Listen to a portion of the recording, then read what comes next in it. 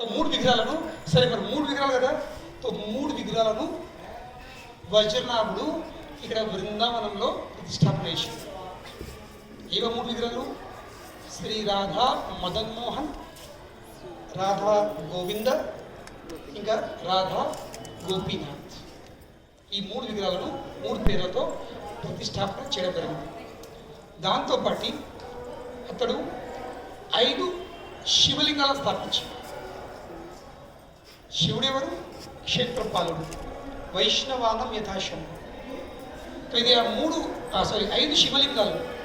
బృందావనంలో గోపీశ్వర మహాదేవ్, మథురలో భూతేశ్వర మహాదేవ్, గోవర్ధన్లో చక్రేశ్వర్ మహాదేవ్, కామ్యవనంలో కామేశ్వర్ మహాదేవ్. ఇంకొకటి ఎక్కడుంది? ఇది గోపేశ్వర్, ఇక్కడ గోపేశ్వరు, భూతేశ్వరు, చకలేశ్వరు, కామేశ్వరు, ఇంకొకటి నందీశ్వరు, నందిగాము. ఈ 5 శివలింగాలను వజ్రనాభుడు స్థాపించారు. మళ్ళీ బృందదేవిని స్థాపించారు కామ్యవనంలో, కామేశ్వరంలో, కామ్యవనంలో. అయితే ఈ 5 శివలింగాలను స్థాపించారు. దాని తర్వాత ప్రతి ఒక్కరు వచ్చేవాళ్ళు దర్శనం చేసుకునే వాళ్ళు. కానీ కాల ప్రభావంతో, కాలం అందరికంటే గట్టిది. కాల ప్రభావంతో ఏమైనాయి? ఈ లీల స్థలాలన్నీ లుప్తమైపోయినాయి. లీల స్థలాలతో పాటు ఈ విగ్రహాలు కూడా లుప్తమైపోయినాయి, ఎవరికి తెలియకుండా. 5000 సంవత్సరాలు గడిచిపోయాయి. దాని తర్వాత జనాలు కేవలం ఇది బృందావనం నచ్చు, కానీ ఈ ఒరిజినల్ విగ్రహాలు ఎవరైతే వజ్రనాభు చెక్కిపించిండో, స్థాపించిండో, అవి ఎవరికి దర్శనం లేవన్నమాట. దాని తర్వాత 500 సంవత్సరాల క్రితం అదే దేవాదేవుడు శ్రీకృష్ణ భగవానుడు ఎప్పుడైతే ఈ యుగ ధర్మం, ప్రతి ఒక్క యుగం కోసం ధర్మం ఉంటుంది. ఈ కలియుగం కోసం యుగ ధర్మం ఏముంది? హరినామ్ సంకీర్తన. కృతేతధ్యాతం విష్ణు త్రేతాయాం యజ్ఞముఖై ద్వాపరే పరిచర్యాం కలౌతద్ హరి కీర్తన. కృతయుగంలో ధ్యానం, త్రేతాయుగంలో యాగం, ద్వాపర యుగంలో అర్చ విగ్రహాల ఆరాధన, ఇంకా కలియుగంలో హరినామ సంకీర్తన. ఇది యుగ ధర్మం.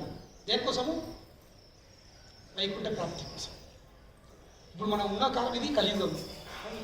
అయితే ఈ యుగ ధర్మంని ప్రారంభించడానికి సాక్షాత్ భగవానుడే, శ్రీకృష్ణ భగవానుడే ఈ భూలోకంలో శ్రీ చైతన్య మహాప్రభు అవతరిస్తాడు.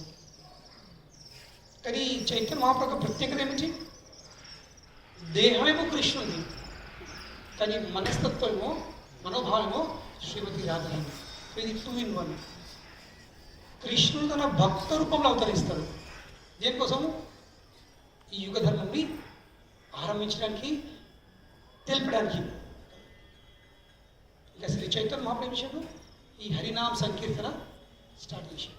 ఈ హరే కృష్ణ మహామంత్రం కలిసం తరపున ఉపనిషత్తులు ఉన్న ఈ హరే కృష్ణ మహామంత్రాన్ని ఈ విషయంలో శ్రీ చైతన్య మహాప్రభు ప్రచారం చేశాడు. కనుకనే ఈ హరే కృష్ణది, ఈ హరే కృష్ణ మతం ఇస్కోను, ఇది ఇప్పటిది కాదు. ఇప్పుడు చూడండి, 500 సంవత్సరాలు నడుతుంది. సాక్షాత్ భగవాన్ నుండే ఇది ప్రారంభించిన ఉద్యమం ఉంది.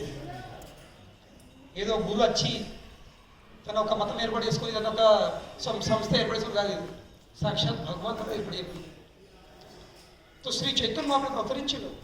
ఆయన అవతరించింది ఇక్కడ మాయాపూర్లో, కల్కట్టా నాగరికం, మాయాపూర్ నవదీప్, అక్కడే ఉద్యమం స్టార్ట్ అయింది. దాని తర్వాత శ్రీ చైతన్య మహాప్రభు 24 సంవత్సరాల వరకు గృహస్థాశ్రమంలో, 24వ సంవత్సరంలో అతడు భగవాన్ తన వైరాగ్యాన్ని ప్రదర్శించడానికి నిమిషము తన 16 ఏళ్ల భార్య విష్ణుప్రియ, సాక్షాత్ లక్ష్మి, తన తల్లిని వదిలేసి సన్యాసం తీసుకున్నాడు. దేనికోసము? ఇంట్లో ఉంటే ప్రచారం జరగదు. అవుతుంది, ఇంట్లో ఉంటే ఇల్లు చూసుకోవడం, లోకంని ఏర్పాలంటే, లోకంని అందాలంటే, ఒక పెద్ద కుటుంబంని అంగీకరించాలంటే చిన్న కుటుంబంని వదిలేయబడుతుంది. కనుక శ్రీ చైతన్య మహాప్రభు సన్యాసాశ్రమం తీసుకున్నాడు. సన్యాసాశ్రమం స్వీకరించి అతడు బృందావనం చేసి నెలలు మొత్తం బృందాలు అన్ని దర్శనం చేసుకొని మళ్ళీ తిరిగి వెళ్ళిండు. శ్రీ చైతన్య మహాప్రభు కోరిక ఉండే నేను ఇక్కడనే బృందాలు ఉండి ఈ లుప్తమైన స్థలాలను మళ్ళీ నేను ప్రకటించాను. కానీ మా తల్లి సాక్షాత్ యశోద అవతారం ఏ విషయం వద్దు నాన్న, నువ్వు బృందావనం ఉంటే నాకు ఈ విషయం ఏం మెసేజ్ రాత్రలేదు. తో కనుకనే అదే కృష్ణుడు బృందావనంలో కృష్ణుడు జగన్నాథ్పురిలో జగన్నాథ రూపంలో ఉన్నాడు. తో కనుకనే నువ్వు బృందావనం ఉండకుండా జగన్నాథ్పురిలోని నివాసం ఏర్పాటు చేసు. అక్కడ ఉంటే ఏముంటుంది, జగన్నాథ్పురి ఇంకా ఈ బంగాల్ కలకత్తా ఇవన్నీ ఆమె చెప్తుంది ఒక్క ఇంట్లోనే 2 రూమ్లలాగా జనాలు ఇప్పుడు అత్తపోతుంటారు. ఈ విషయం తెలుస్తుంది.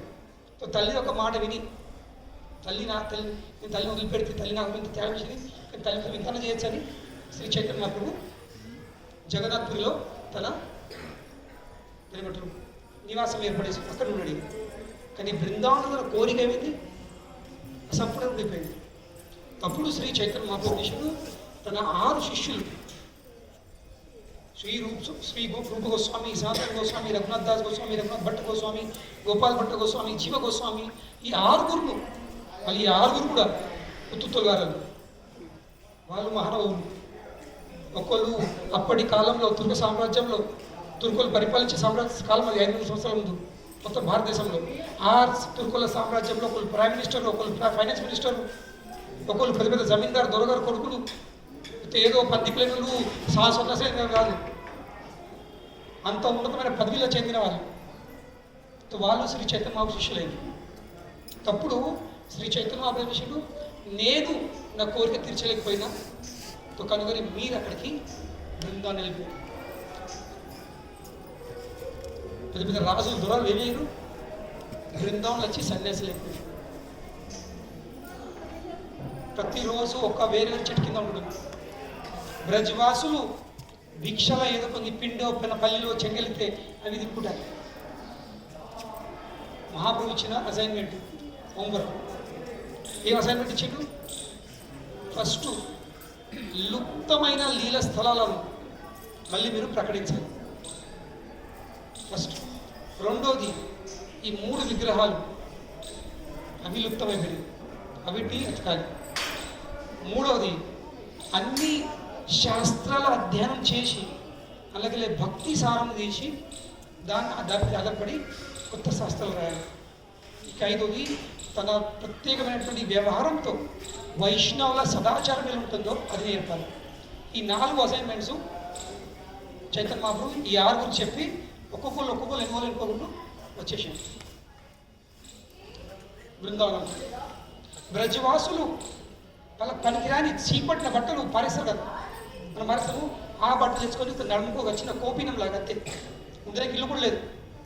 రాజ్భవనంలో ఉండి ఇంత ఐశ్వర్యంగా ఉండి వాళ్ళు ఇక్కడ ప్రతిరోజు ఎమ్మ నీళ్ళు తాగుకుంటా భిక్ష రొట్టెలు అరుక్కొని తిని ఏమిస్తారు, రాస్తారు నాకు దినవంత రాత్రి. అటువంటి జీవితం. అందులో రూప గోస్వామి ఆ సమయంలో రూప గోస్వామి అంటే ప్రైమ్ మినిస్టర్, ముఘల్ సామ్రాజ్యంలో ప్రైమ్ మినిస్టర్ అవుతాడు. అతనికి ఇచ్చిన అసైన్మెంట్ పైకి 99 పూర్తి అయిపోయింది, కానీ ఒక్కటి కాలేదు. ఆలోచించండి, మనం ఉంటే 99 చేసినా కదా ఒక్కడే అక్కుదే ఉంటాం. సో ఒక్కడేంటి, రాధా గోవింద దేవుని విగ్రహం దొరకలేదు. అప్పటికే మదన్ మోహన్ ప్రకటించిండు, గోపీనాథ్ ప్రకటించిండు, దొరికినాయి. కానీ గోవింద దేవుని చాలా దొరికినాయి. ఇప్పుడు 3 విగ్రహాలు ఎందుకంటే వజ్రబాబు 3 విగ్రహాలు ఎందుకు చెక్కిపించిండు, ఇక 3 విగ్రహాలు మహాప్రభు ఎందుకు ఎత్తుకున్నాడు? ఎందుకంటే మన వైదిక శాస్త్రంలో, మనం సంపూర్ణమైన వైదిక శాస్త్రంలో మనం గట్టిగా పరిశీలిస్తే, దానిపై మనం అనాలిసిస్ చేస్తే, విశ్లేషణ చేస్తే అవిటి సారం 3. అందులో తెలుసుకునే పాఠాలు 3. ఏంటి అవిటి ప్రయోజనం? ఫస్ట్, కృష్ణుతో మన విడిపోయిన సంబంధాన్ని మళ్ళీ గుర్తు చేసుకోవాలి. First, establishing our relationship with Krishna, the lost relationship. ఎటువంటి సంబంధము? విడిపోయిన సంబంధం. విడిపోయిందంటే ఏంటి? ఒక సమయంలో ఉండి అది విడిపోయింది. ఆ సంబంధాన్ని మళ్ళీ మనము ఏర్పాటు చేసుకోవాలి. అది ఫస్ట్ శాస్త్రంలో సారం. రెండో సారం ఏంటి? ఆ సంబంధాన్ని తెలుసుకున్న తర్వాత చేయాల్సింది ఏంటి? సేవ.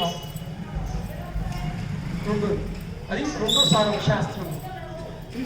ఇంకా మూడో సారము సేవ చేసిన తర్వాత మనకు పొందే లాభం, ప్రయోజనం. ఇప్పుడు ఫస్ట్ ఏమిటండి? ఇప్పుడు మీ భాషలో చెప్పాలంటే సింపుల్, పెన్ లవ్. అదేంటి? సంబంధం. సరళ భాషలో అర్థం చెప్పాలంటే పెళ్ళి అంటే ఏంటి? సంబంధం. కానీ కేవలం పెళ్ళి అయితే కథ ఉడిచిపోతుందా? పెళ్లితో ఏం జరుగుతుంది? భార్య భర్తకు, భర్త భార్యకు ఏం చేయాల్సింది? సేవ చేయాల్సింది. అవునా కదా? భర్త కష్టపడతాడు, బయట డబ్బు సంపాదించాలి, సేవనే కదా. ఆ తెచ్చిన డబ్బును ఇంట్లో చక్కగా కుటుంబాన్ని పిల్లలను అన్ని చూసుకోవడం పని ఇవ్వదు భార్య. ఆమె సేవ అందిస్తుంది కదా. ఎప్పుడైతే భార్య భర్త ఇద్దరు ఒకరికి సేవ అందిస్తారో వాళ్ళకి ఏమవుతుంది? ఒక లాభం, ప్రయోజనం అవుతుంది. సింపుల్ ప్రయోజనం. ఫస్ట్ ప్రయోజనం ఏంటి? సంతాన ఉత్పత్తి అవుతుంది. కేవలం పెళ్ళి సంతాన ఉత్పత్తి కాదు, ఇద్దరిని సేవ జరగాల్సింది. ఇదే శాస్త్రంలో సారం. సరళ భాష చెప్తుంది. దాంట్లో సంబంధ, అభిధేయ, ఇంకా ప్రయోజన, ఇవి మూడు మన వైదిక శాస్త్రంలో దాని యొక్క సారం మనకు చెప్పబడింది. ఏవి? సంబంధ, అభిధేయ అంటే ఏంటి? సేవ. ఇక మూడోది ఫలితం అంటే ఏంటి? ప్రయోజన. కనుకనే మదన మోహన విగ్రహం మనం రేపు పొద్దున వెళ్తాం మన దర్శనకి. మదన్ మోహన విగ్రహం ఇది మనకి ఏం చేస్తుంది? మనకు సంబంధం ఏర్పాటు చేస్తుంది. ఎట్లా సంబంధం ఏర్పడిస్తుంది మరి? ఎందుకంటే ఈ భౌతిక జగత్తంలో ప్రతి ఒక్క జీవుడు కృష్ణునికి దూరముడు కారణమే. మనమందరము కామంలో చిక్కిపోయి ఉన్నాము.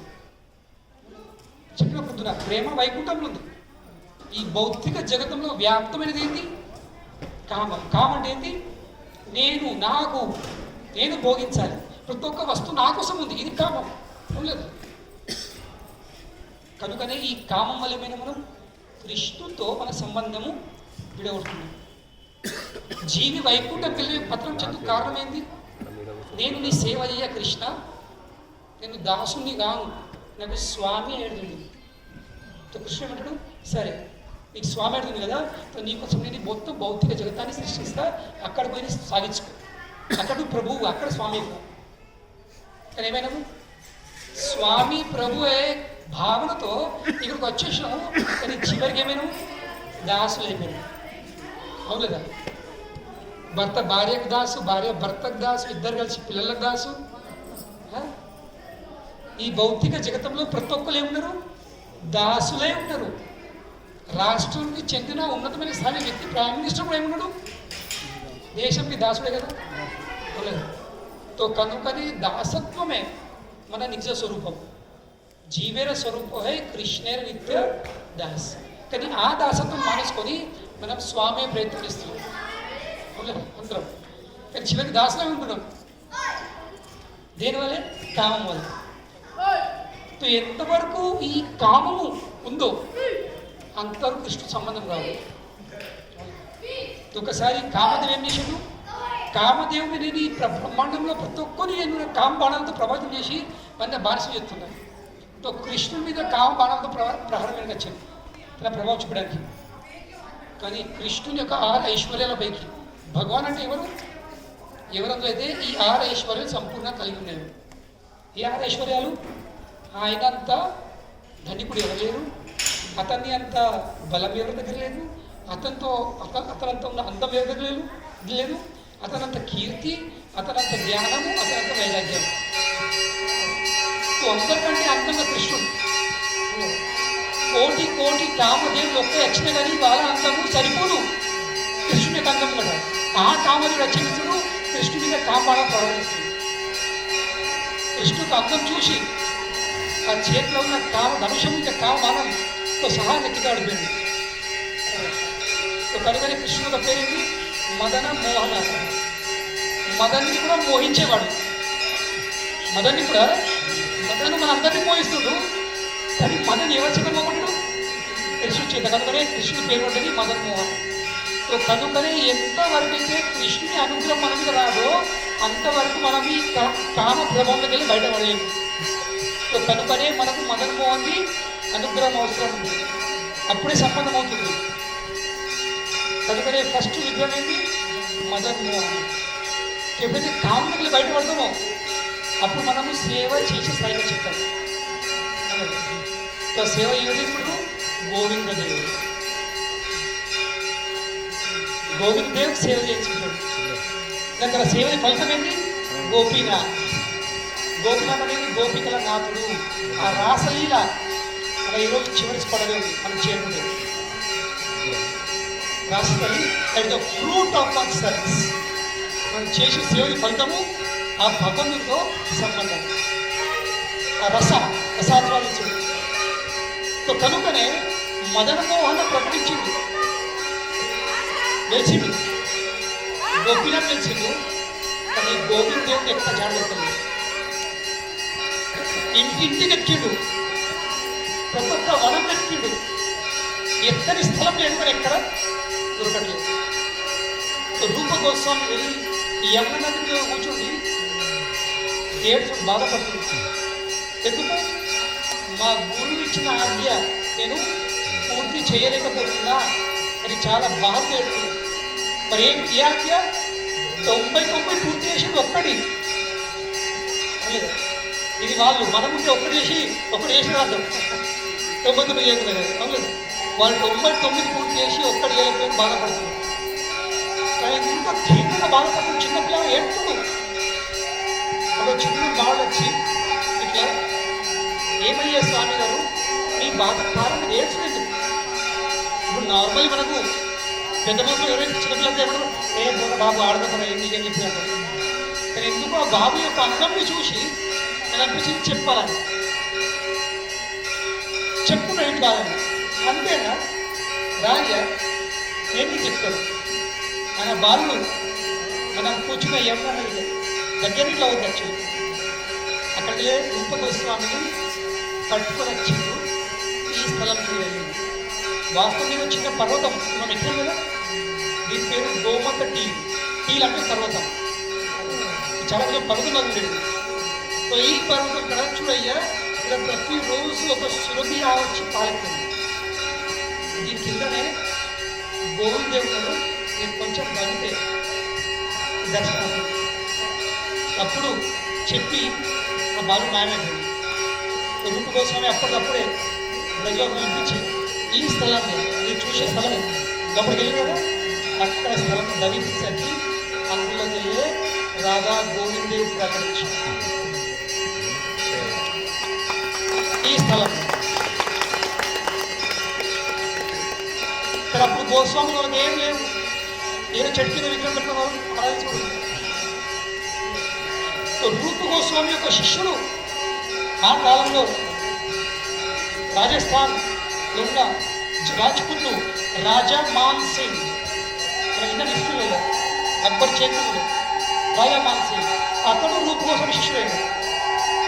తన గురువు కోసము రాజా మాన్ సింగ్ ఈ స్పెషల్ స్టోను, మీరు ఢిల్లీలో రెడ్ ఫోర్ట్ ఏం చూస్తారు, ఆ కాలంలో కేవలం రాజుల భవనాల కోసం వాడే రౌతుతోని, ఈ రౌతు పర్మిషన్ ఉండదు. ఆయన పర్మిషన్ తీసి ఇవన్నీ రాజస్థాన్కి వెళ్ళే రౌతులు వచ్చినాయి. ఈ రౌతుతో ఈ రెడ్ శాండ్ స్టోన్ 7 అంతరాల మందిరం కట్టాడు. ఇది 7 అంతరం ఉండేది.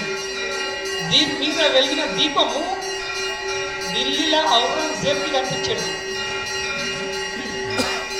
ఆ ఈర్ష్య భావంతో ఏం చేశాడు, పై మొత్తం మందిరాన్ని విధ్వంసం చేసే ప్రయత్నం చేశాడు. 500 సంవత్సరాలకు ఔరంగజేబు మొత్తం బృందావనాన్ని మందిరాన్ని నష్టం చేసే ప్రయత్నం చేశాడు. పైన 5 పోయినా 2 మిగిలే కంటే ఈ 2 ఇంకా 5 వైభవం ఉండొచ్చు.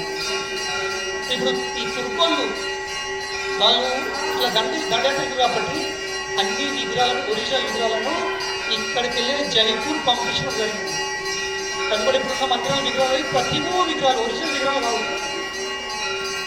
ఒరిజినల్ విగ్రహం రాధా గోవిందే జైపూర్లో ఉంటాడు, రాధా సమయ్ మాన్ సింగ్ ప్యాలెస్ లో. జైపూర్ కోసము రాధా గోవిందేవ్ అంటే మన ఆంధ్రలో ఉన్న బాలాజీ లాగా ప్రతి ఒక్క ఆరతికి 5,000-6,000 జనాలు. ఆ రాజుంది ప్యాలెస్ కొన్ని ఎకరాలు ఉంటుంది. ఆ ప్యాలెస్ ఎక్కడ గోవింద గూగుల్ టైప్ చేస్తే రాధా గోవిందేవ్ జైపూర్ టైప్ చేసి రాధా గోవిందేవ్ దర్శనం ఉంటుంది. तो आ దేవుడిని స్థాపించింది. ఇది రాధా గోవిందేవ్ మందిరం. సో కనుకనే ఇక్కడ వచ్చిన తర్వాత మనం ఏం ప్రార్థన చేస్తుంది, ఇక్కడ ముందు దర్శనం వేసుకుందాం. ఇక్కడ వచ్చిన తర్వాత మనం ఇక్కడ సేవ కోసం ప్రార్థన చేస్తాం. ఎందుకంటే సంబంధం అవుతుంది, కానీ సేవ లేకపోతే ఏమవుతుంది, సంబంధం వెళ్ళిపోతుంది. సంబంధం కొనసాగించాలంటే సేవ చాలా అవసరం. సంబంధం ఒక్క క్షణము, ఫలితం ఒక్క క్షణం, సేవ నిరంతరం. అవునండి, సేవ నిరంతరం. కనుకనే ఆ నిరంతరమైన సేవ కోసం మనం ఇక్కడ రాధా గోవింద దేవుడితో మనము ప్రార్థించాల్సింది. ఇదే రాధా గోవిందే అని మీ సేవలో మాకు సేవ చేసే అవకాశం ఇవ్వండి. హరే కృష్ణ హరే కృష్ణ కృష్ణ కృష్ణ హరే హరే, హరే రామ హరే రామ రామ రామ హరే హరే. ఇదే ప్రార్థన సేవ. ఎందుకంటే అల్టిమేట్లీ సేవ చేసుకునే జీవాత్మ ఉన్నాము. ఎంతవరకు మనం కృష్ణ సేవ చేయమో అంతవరకు మనం ఎంట్రీ లేదు. ఇక్కడ చేసే భక్తి అక్కడ కోసం అప్రెంటిస్, ఇక్కడ అప్రెంటిస్లో పర్ఫెక్ట్ అయితేనే మనం అక్కడ ఎంట్రీ అవుతుంది. సో గోవింద దేవుడు మనకు సేవ ఇస్తాం. కనుక మన టైం చాలా పడుతుంది. మళ్ళీ మనం పరీక్షలు ఉంచండి. నెక్స్ట్ స్పాట్ వెళ్దాం. అక్కడ విషయం. హరే కృష్ణ.